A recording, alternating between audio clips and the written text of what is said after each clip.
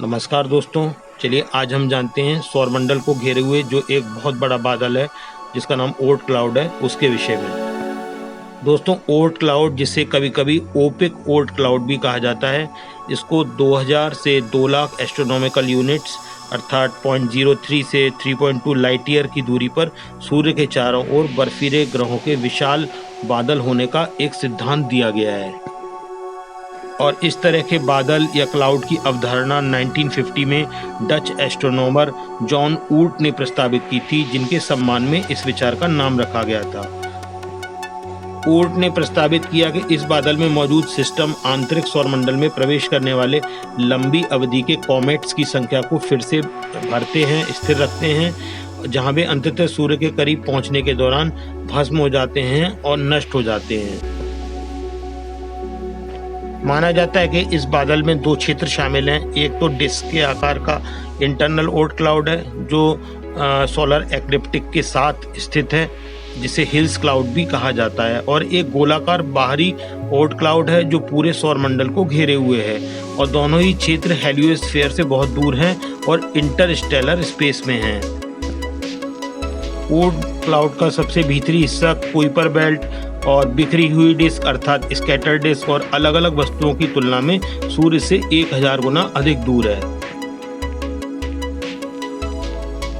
और दोस्तों, बाहरी ओर्ट क्लाउड सौरमंडल से केवल बहुत ही हल्के गुरुत्वाकर्षण से बंधा हुआ है, और इसके कंपोनेंट्स आसानी से गुजरते हुए तारों और मिल्की वे दोनों की ग्रेविटेशनल अट्रैक्शन से प्रभावित होते हैं।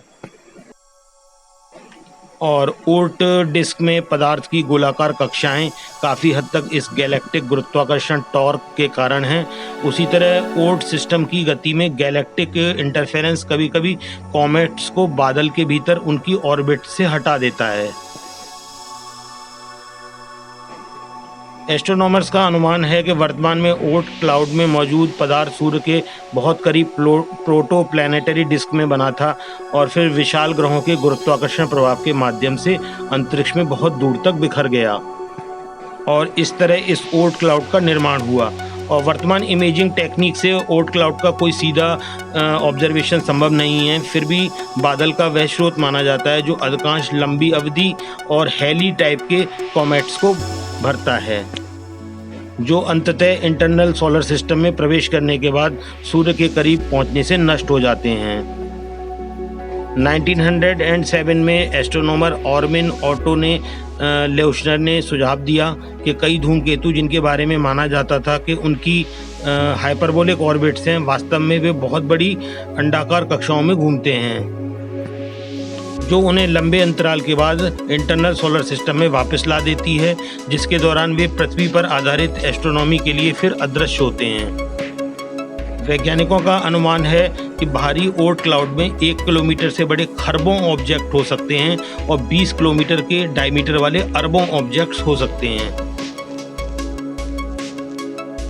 और इन धूमकेतुओं अर्थात कॉमेट्स के विश्लेषण करने पर अधिकांश ओर्ट क्लाउड ऑब्जेक्ट्स में पानी, मीथेन, ईथेन, कार्बन मोनोऑक्साइड और हाइड्रोजन साइनाइड जैसी बर्फ शामिल है, और हेली का धूमकेतु इस क्षेत्र का एक प्रमुख धूमकेतु है। तो चलिए दोस्तों, मिलते हैं फिर अगले वीडियो में। नमस्कार।